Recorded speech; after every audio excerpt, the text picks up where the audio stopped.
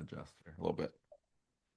Welcome to this PA Political Digest podcast. I am your guide and host, Republican political consultant Christopher Nicholas. I am very pleased to be joined today by Chris Briem, who I know as a University of Pittsburgh professor and a demographics expert on Pennsylvania. Chris, welcome to the pod. Anything else we need to know about you before we start?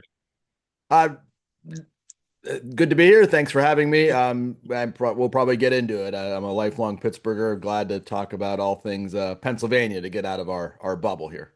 And I will note that we are recording this right in the middle of the big Flyers Penguins playoff hockey uh, uh, matchup, which, as we speak today, the Flyers are up 1-0 in game. So that's good. Anyway, we're going to talk today about Pennsylvania's changing demographics. I always tell people, look, if you are bored with Pennsylvania politics, wait 6 months because it'll change. Okay. But I have described Pennsylvania for decades now in terms of its growth and demographic patterns as basically two places. And this is where we're going to start, Chris. I've said, look, the central PA, Lehigh Valley, Philadelphia suburbs triangle is booming and growing. And occasionally you get a little dot of that in the Poconos or in State College, because State College, we pump billions of dollars a year into that economy with Penn State University. But then the rest of the state is flatlining or declining. Is that something we're ever going to get past? What do you think? Well, we probably need to back up a little more. I mean, this question is sort of like I get asked this question of give some comment on the Pennsylvania economy often, and if I get asked that question, I usually have a long diatribe. I'll be brief here. That there is no such thing. It's a fiction. The Pennsylvania economy. We are this artificial thing on a map called Pennsylvania is really a collection of some very disparate regions with very disparate histories, certainly different economic histories, but that economic history has also shaped this demographic trend. So you said two. I would certainly make that number much bigger, in terms of, how many regions within Pennsylvania and their individual sort of trajectories going forward. So, but I mean, but as a starting point, absolutely. I mean, the stark differences between eastern and western Pennsylvania, and even subregions within those areas, really make it impossible to really, even though we're going to do it here, talk about Pennsylvania as a collective entity. My old boss, Arlen Specter, used to talk about the fact that just how big and disparate Pennsylvania was, six media markets. He would say at least 10 regions of the state. I would remind him it was 45,500 square miles big. But you're a lifelong Pittsburgher. I live in central Pennsylvania now and have for a long time, but I grew up in Bucks County in the Philadelphia suburbs. So to me, there's always been a great divide between what I refer to as East Coast Pennsylvania and Midwestern Pennsylvania. Okay. I think where I live and where I grew up is part and parcel of East Coast Pennsylvania. Where you are, Midwest, we don't have to go through the whole litany of, we say soda and you guys say pop, all that sort of stuff. But culturally, the voters there have always been more conservative. And about 15 years ago, they went from being conservative Democrats to now being more conservative Republicans. Your part of the world is just built differently. So, does that prevent us from operating as one state, you think? Well, I mean, what does it mean to operate as one state? What binds us together is sort of a bit of state level policy. And that's certainly important in limited senses. I would say it's actually not the driving force for most regional economies, even in that sense. So, I mean, Pittsburgh here, it's a fighting words whether we are Midwest or not. It's not that we're part of the Philadelphia East Coast agglomeration. It's more, are we our own thing, as the folks who were trying to define Westsylvania might have once tried to do. But I actually coined. I mean, I didn't coin the term, but I take a bit of credit for people talking about this concept of Cleveburg. Pittsburgh and Cleveland have much more integration than anything between Pittsburgh and Philadelphia or Allentown or pick your region. Philadelphia obviously is a pole of the East Coast agglomeration that goes from Boston to DC, if not farther. And those two worlds are vastly different. And it's very hard. I do feel for our state legislators, you probably know them infinitely better than me, who craft any policy that applies to Pennsylvania, because in reality, the two contexts are so different and have been for so long that they have shaped what I think we're going to talk more about is the demographics of Pennsylvania or these regions within Pennsylvania have been shaped by that difference, those differences. What you said to me in an email is that in the 80s, the population drained out of your part of the state because of de-industrialization, et cetera. And you said something I hadn't thought of before. You said all those people left, as did their children and future grandchildren. They're now dispersed someplace else. And what always hits me is my joke about Pittsburgh is it's hard to fit in there as a new person because everybody's still best friends with the kid they sat next to in second grade, right? You look at the Hispanic Yep. population, which is the only part of the state that's really growing, and very, very, very small percentage of Hispanics out in Western PA. Here in Eastern PA, it's a totally different story. So, uh, do you think Western Pennsylvanians do they want to grow? Are they happy with where they are? So this is almost a metaphysical comment, which I could take separately, or we can do as a different podcast. But yeah, I think it's baked into culture here in the U.S. that growth is good and growth is the metric of success. I actually argue against this as sort of a separate argument.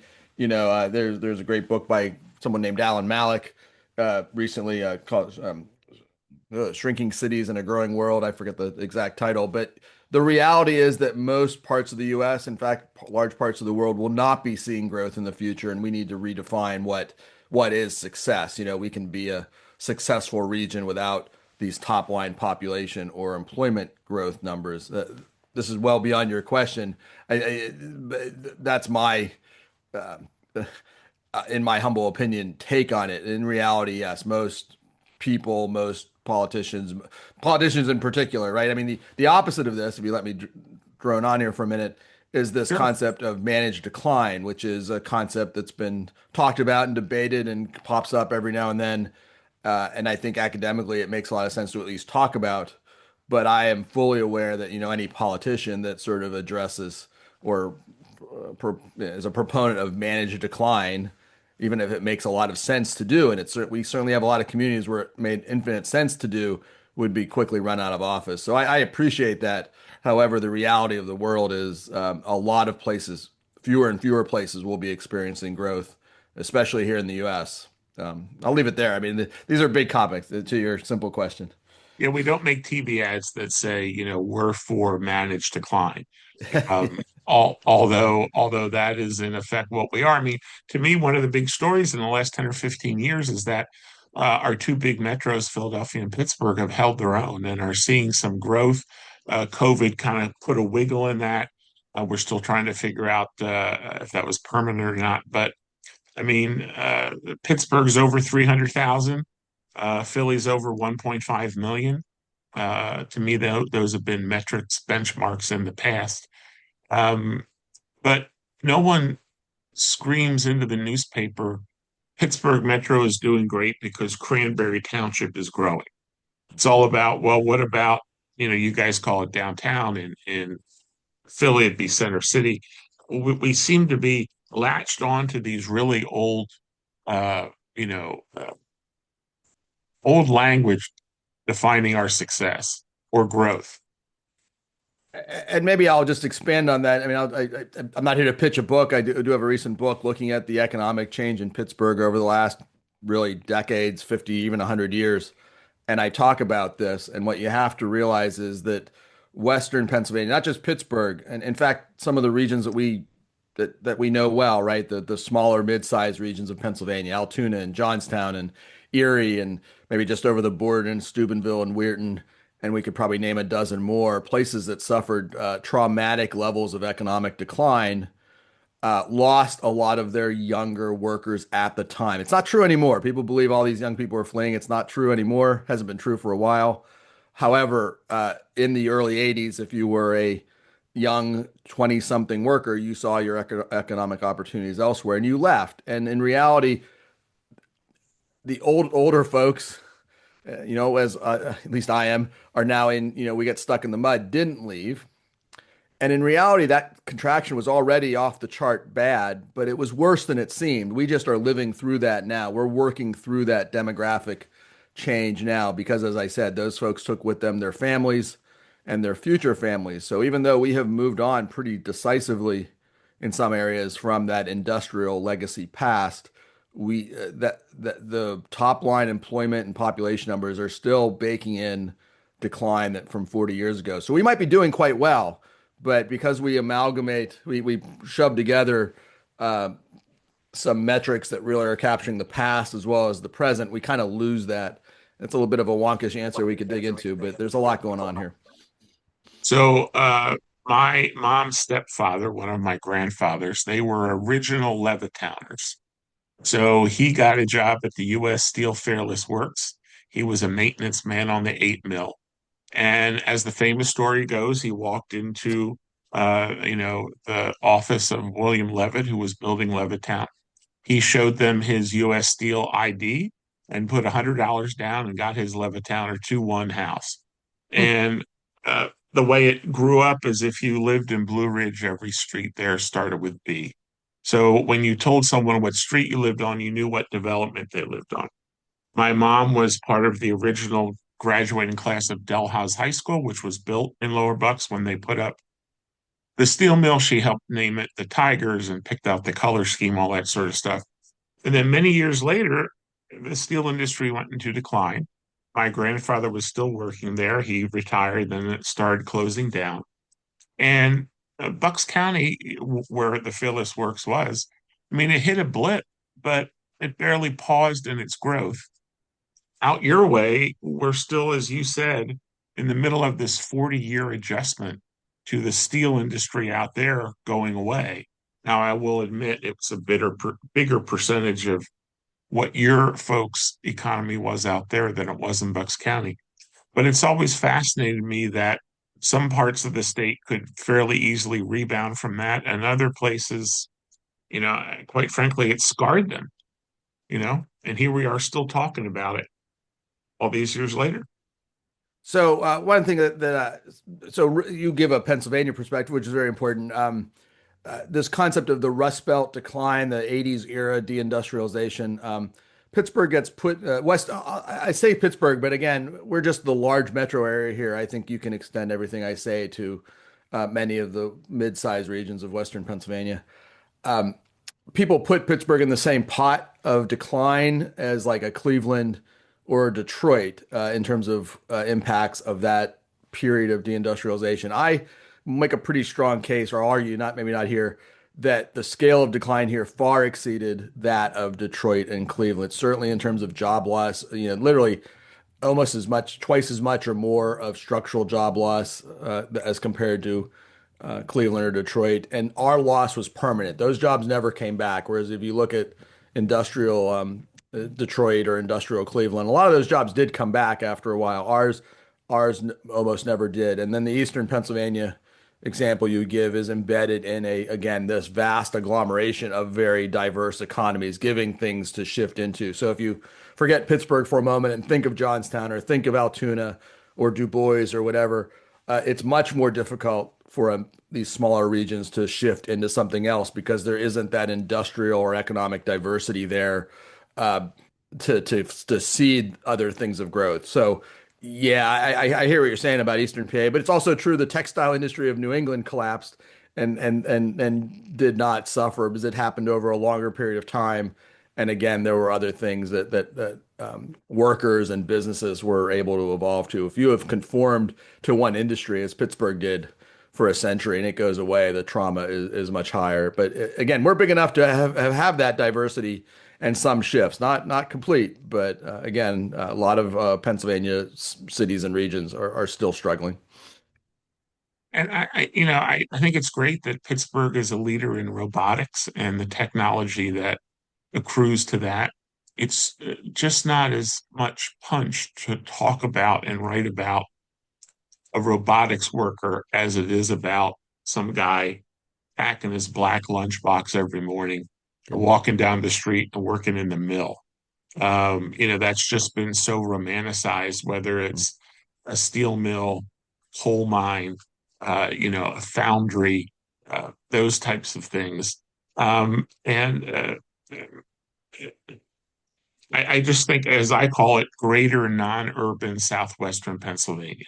So everything around Pittsburgh, but not Allegheny That County. doesn't work as an acronym, but we'll go with it. I mean, we got to make that back at greater. I But use it politically to kind of taking everything from Johnstown over, but not including Allegheny County because that's kind of a different thing. But those other counties, greater non-urban southwestern Pennsylvania, has had trouble getting out of second gear. We thought with a lot of this transition to natural gas that would change. It certainly helped it at least stay in place. But it doesn't seem like a lot of those counties have been able to get out of second gear in terms of population growth. But you're closer to it than I am. What's your thought, Chris? look, there again, the shift since the collapse of these legacy industries has been dramatic in many ways that aren't people haven't really cogitated on. I mean, the steel industry writ large in southwestern Pennsylvania stretched out far from the city center. They needed the rivers, and we glommed up all of the Monongahela River, and it stretches on the Ohio to Aliquippa and beyond into Ohio, the Ohio Valley, the Steel Valley, in that sense. And as the economy has shifted, it was those distant jobs that suffered the most. And I think that is what leads to sort of your immediate observation here that, beyond the city of Pittsburgh has fared least well because as bad as it was for the Pittsburgh region, within the region, those are the areas that suffered even more cataclysmic losses. And just to put a data point on that, Beaver County, just outside the city, it's, a few minutes drive. We peaked at about 18% as a region unemployment in 1982. Beaver County peaked over 28% unemployment in 1982, which is higher than most states hit during the Depression. And what's grown here of late, these new industries, whether it's eds and meds or finance, or if you want us to talk about the somewhat nascent but growing private sector technology jobs, all have a geography that is the complete opposite of that history. I mean, they are very much city centric, tied to the universities or similar, or downtown Pittsburgh. Uh, uh, I'm going to wax poetic in a minute. I don't want to ramble on too much, but just I'll give you a factoid. The city of Pittsburgh, you quoted the population number. People think that is sort of a metric of decline for the city. We're a city of 600,000 people are now 300,000. Oh, it's declined by half. The number of jobs located in the city of Pittsburgh is higher than it's ever been. I mean, we were about 300,000 jobs located in the city of Pittsburgh in the mid 1950s, probably was a previous peak. We are well over that today. So we remain this job center, but people have suburbanized. You gave the great example of Levittown. That is the story of population decline in the city of Pittsburgh. It is not a story of industrial steel decline. That's a regional or Western PA construct, not a city of Pittsburgh construct in reality. So as we tape this, we're at the beginning of NFL draft week, and the NFL draft is in Pittsburgh this week. It was in Philadelphia a couple of years ago, and I know the Philly folks loved it. So what's the I don't know if you're a football fan. I think every Yinzer is, of course, a Steelers fan, but is there any excitement going on out there with all the draft stuff and all the attention the city's getting? I think some folks have been preparing this for I don't even know how long. I mean, a lot of people coming to Pittsburgh, a lot of people excited by that, a lot of businesses sort of expecting a bump in business. I think my site selection folks are all sort of hoping that the hordes that are descending upon us will include folks that will be excited about future investment. Uh, I we might have overreacted a little bit. I mean, again, I think we're going to evacuate much of the city before they get here, so they might come to an empty city because we're so afraid of what's going to happen. I don't know. It'll be fine. It'll be interesting. A lot of true Yinzers are just going to stay away just because of the traffic and other issues. But we've had our moment in the limelight before. I mean, I point out it's now ancient history. Years go by, but the G20 came to Pittsburgh in 2009, and that was international news on a scale. It may not seem as big as the NFL draft, but at least on an international scale, it was far larger. The leaders in the middle of the Great Recession, they all came to Pittsburgh and attempting to solve these world economic problems, and a lot of folks came to Pittsburgh and said great things. So I expect something similar to that. They're going to come to Pittsburgh, and if you believe this is an old smoky mill town, you will be shocked and surprised. You will not see the soot in the air. You won't see the other pollution, but you won't see the soot in the air. You'll see clean rivers. You'll see a lot of new development, and should be fun. So we are in the middle of a lot of redistricting talk this year, which normally you would not say the year ending in six would be a big redistricting year. But a plethora, I'll use that word, of states are out there either in the middle of mid-decade redistricting or debating whether to do it or living with the onslaught. Virginia has tomorrow, I believe, a vote on that. So Pennsylvania peaked, I believe, in 1900. We had 36 congressional districts, and we have lost them every single redistricting since then. I think in 1920 there wasn't a redistricting because a lot of the states were afraid of the switch from rural vote to the urban center, so they skipped that. But every other decade, so come 2030, when we do it again, as a reminder to folks, the year ending in zero is when we take the census. The year ending in one is when we do the redistricting and reapportionment, and then the year ending in two is when those new districts come online. So we're going to lose another congressional seat. We're going to go from 17, Chris, to 16. Let's speculate, because it's a podcast. Where is that seat going to come from, the one that we lose? I think that yeah, we're about halfway through the decade. Some people sort of quibble with the census estimates, but they're pretty much more solid than some people give them credit for.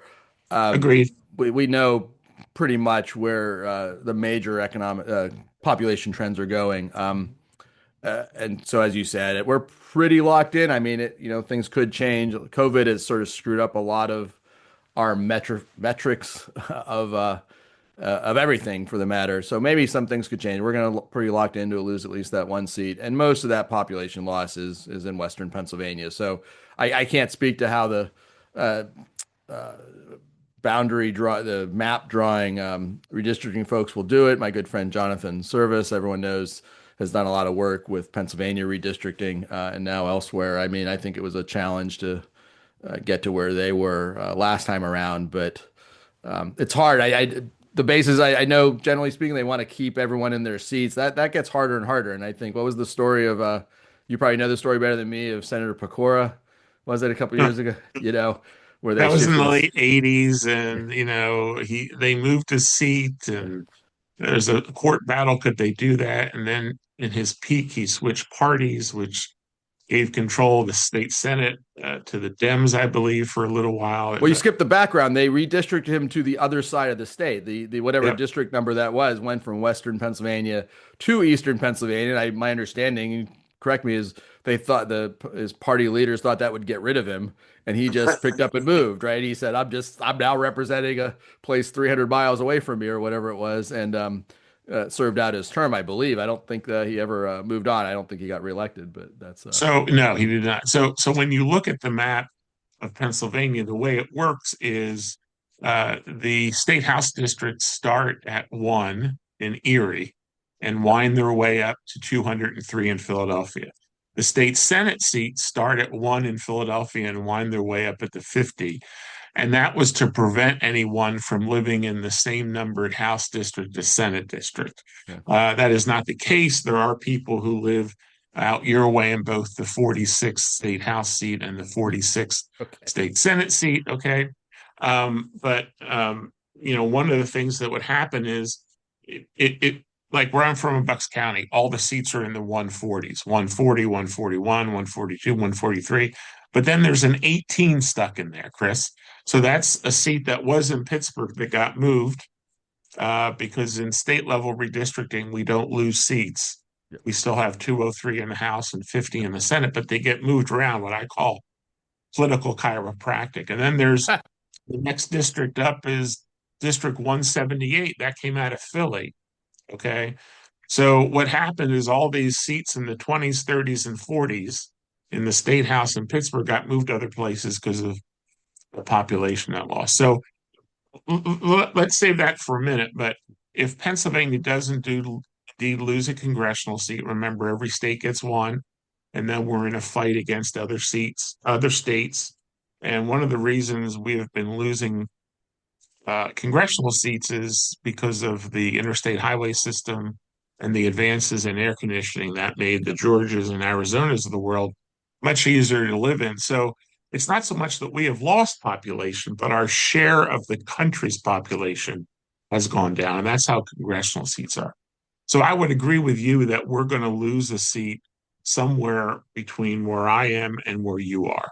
Okay. Now, that will be ameliorated perhaps if someone resigns or retires or doesn't run again, right? So it's easier to kind of finagle the seats around if Congressman Smith, decides not to run again. But to me, more importantly, being a political consultant, the parts of Pennsylvania that are growing lean towards the Democrats, and the parts of Pennsylvania that lean towards Republicans are losing population. So right now, the congressional delegation, we won a couple upset victories the GOP did in 2024. So it's 9 Rs and 8 Ds in our 17-member population. And Fred Keller was the odd man out in 2022. His seat in North Central PA got eliminated. So he went away.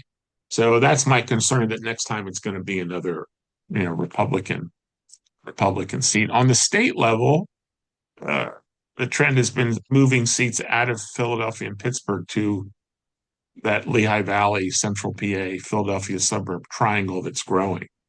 And the last time in 2022, they avoided having to move a state Senate seat out of Pittsburgh again, because, as you said, we had all that history. But I'm not sure they can do that for another census come 2030, 2031. Your thoughts? Some of that parsing I'll leave to you and others who sort of think at that level of where things are. I mean, obviously, it's a big state, just in my world, so, if the growth is so unbalanced as it has been geographically, you either have to, you have to do a lot of stretching. Let's put it that way. I mean, you have to contort those borders a bit more and more. It certainly would be easier to just take something out of the east or west. I think the premise of trying to keep these districts looking like they did. I mean, if we did a zero-based redistricting, I think we would have something very different, right? But almost all these districts, as you probably know infinitely better than me, have this history, have incumbents, and all this that sort of you're trying to put the square peg into the round hole at the end of the day. I can't speak to what the map makers will come up with. That's a realm of inside baseball that few of us play. So I want to take a minute now to publicize the newest version of my voter registration guidebook that I have put together over, if my Yeah, camera it's can focus on that, yeah, focus. since 2013. And in the back, I do something called miscellaneous. And everybody knows our top two cities are Philadelphia and Pittsburgh. Very few can figure out three, four, and five, right? Or six. You can I'll tell say someone's age. You can tell someone's age by what they pick as the third largest city in exactly. Pennsylvania. Sorry. The third largest, by the way, I'll save four, five, and six for later, but number three is Allentown. But we have six media markets in the state, basically where people watch TV from. And the three Western markets are Johnstown, Altoona, Pittsburgh, and Erie. Okay.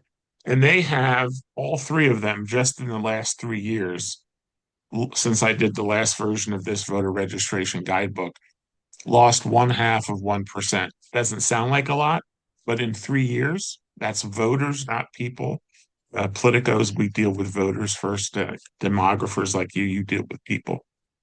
So when I look at where we're going to lose seats from, well, okay, we're not going to lose seats in Central PA because our media market, Harrisburg, has gotten bigger, has a bigger share of state residents. So if it's all from out your way, and I think that builds into this narrative that doesn't seem to ever go away that Western PA is declining. And as you said, Pittsburgh has more jobs now than it ever before. Uh, I lost the question there. I mean, I was referring to the city of Pittsburgh. So the concentration of jobs in the city of Pittsburgh are very different. The people still live in a dispersed way. But maybe I'll just address the implied sort of comment on where we're going in the future, because there are folks who talk about growth. We talked about that a second ago. Look, Pittsburgh, the region, was the first large metropolitan area in the to experience what's called natural population decline, more deaths than births each year. That dates back 30 years now. It's mostly all a reflection of how much we lost that younger population. And in reality, that is going to continue into the future. That's kind of baked in, So in any meaningful planning horizon, yeah, there's no easy way. There was no easy way, if you asked this question a couple years ago, for there to be a growth path here. If you actually take the current dynamics, again, most regions of the country are experiencing population gain only because of international immigrants. We can just listen to the national news of where we think that's going for the next few years. Fertility rates are changing, family size is changing. And even what people miss entirely is that the rates of domestic migration in the US have been on a pretty substantial decline over the last decade or two. So even the pool of folks that you could generate growth from, people moving from Pittsburgh to California or Cleveland to Philadelphia, whatever that domestic migration piece, those flows are much smaller than they were. Kind of an ongoing question as to why, but the pool of potential growth is much harder. So the environment to generate growth is a very difficult one here for us. And Pittsburgh, it's probably much better than a lot of the regions you just mentioned along the way. The things between us and Harrisburg, the vast Pittsburgh, Pennsylvania T is suffering all these issues and more. The T for folks, we don't use that verbiage as much anymore. When I Yeah. was coming up in this business as a kid in the 70s and 80s, that's all you heard about. But the T is basically across the top of the state and then down through the middle, primarily except for around Harrisburg, rural counties. Pennsylvania has 67 counties. I would say that you could classify, 47, 48 of them as rural, depending on your, current definition of that term. But the rural population in Pennsylvania, while still there, is declining. As the one generation passes away, there's not up and comers next there. So you go through the Mifflin counties and the Juniata counties of the world, and at your way the Fayette counties and the Armstrong counties, and you just wonder, who's going to be living there in 10 years. And that's been a very long-standing story. Rural depopulation is a topic that long predates anything we've talked about here, and it's a reflection of many things that I don't think are changing. Technology is impacting agriculture. The need for the geography of agriculture is shifting. A lot of that's transportation, right? These former train towns along the way, don't need the infrastructure they did before. So it's not these places have become bad places. I think in the future they need to. I'm kind of going to wax poetic here. I'll shut up here. Is that it's a different type of competition for future growth. These are all places that need to build a viability, a quality of life that attracts workers. We need transportation to connect them. The world that a lot of folks seem to remember long ago of the mill town with a lot of jobs, with a bunch of workers who lived in very close proximity, it has been gone for a long time. And so we need a way to redefine how these types of regions compete to remain viable places in the future, to be successful places in the future. Again, this gets to my managed decline argument a bit that a lot of these towns, cities, regions need to think differently about what it means to grow and change in the future. I'll shut up that with that. Yeah, I mean, we have a lot of old steel towns and train towns, and I used to describe Pennsylvania as a place where everyone's grandparents are from. My freshman year roommate at American University, he was from suburban Buffalo, but his grandparents lived in Renovo. So Renovo is in the very top Yep. of Clinton County. And in Clinton County, all the growth and population is in the southern end along Interstate 80. And then you go a long way through north of Lock Haven where there is nobody. And then you get to Renovo. And Renovo was populated because it's where the train folks in Altoona sent a lot of train cars to get fixed. And that was the basis of their economy. And back in the day, at least, I'm not sure if it's still true, well, Pennsylvania has a lot of rural areas. At one point, it had the highest rural population of any state in the country. Because in Texas, they had rural areas where no one lives. They have counties in Texas where the total population is 220 people, and not just one, but a handful. Here, you go over every hill and dale, and there's an old train town like Renovo or an old mill town. So, we have this heritage of rural population. And the concern is you just contract there, and there's a lot less in between Harrisburg and Pittsburgh, or Pittsburgh and Erie. And so, you lose some of the variety of the state of Pennsylvania. Um, but if there's an easy way to get people to move from populated areas to rural areas, I don't think we figured it out yet, have we, Chris? So, you So, know, well, yeah, I mean, your factoid you just quoted, I remember it. I mean, I think people don't realize, I mean, dairy agriculture was much more labor intensive than, say, free range grazing. So that's why we had this big rural population. Again, that's changing a lot. Uh, this is an interesting comment about how to get people to change. COVID has changed things. Let's just be clear. Working from home has not freed people to like work. There are some people working in California and living in Pennsylvania or something like that. That's actually not what seems to be happening. I mean, people are moving away from the job centers, but they retain that connection. So the places that are growing a lot in this new working from home world are things that are more a hop, skip, and a jump. From New York City, the Hudson Valley is, booming. I think this explains a lot of sort of the expansion of parts of Pennsylvania that are really, in effect, not officially part of the New York City metro area or the DC, Baltimore metro areas. People who might need to maybe go to work a couple times a week or have some connectivity. So what hasn't happened here and what we haven't had much of that in Western Pennsylvania as yet, but a lot of that really depends. You asked the question of how, and I don't have that magic answer, but it starts with travel and transit. I was just speaking to some folks in far suburban Pittsburgh, let's put it that way. They were very excited that we're getting a second train line out of Pittsburgh heading west. Now, that's not a lot compared to places, but I mean, if you have that type of connectivity, again, from Pittsburgh to Greensburg to Johnstown and points west, you could possibly rebuild that type of mega regional connectivity that makes these places viable. But one train a day, which we're at now, and it's a horribly timed train, doesn't support that. But a lot of the growth of, if not rural, but rural-ish, ex-urban, bordering rural areas in the U.S. are doing well in this working from home world, but they've got to have that connectivity that I think Pennsylvania, on our side of the state.